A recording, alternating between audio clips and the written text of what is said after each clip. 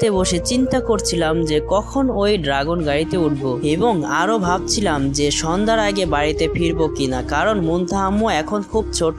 এরপরে মুনতাহা আম্মুকে পিটার খাইয়ে দিচ্ছিল ওর মা। তারপরে মুনতাহা আম্মুকে ওর মা আমার কোলে দিয়ে খাচ্ছিল,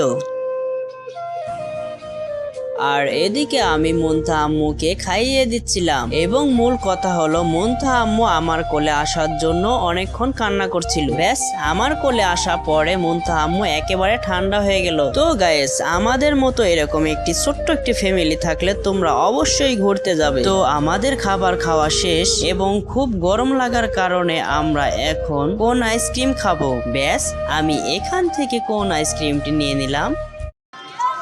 একা একা কোন আইসক্রিম খাচ্ছ? তো গাইস, এখন আমরা আইসক্রিম খেলাম এবং একটু মুনতাহা আম্মুকে খাইয়ে দেবো।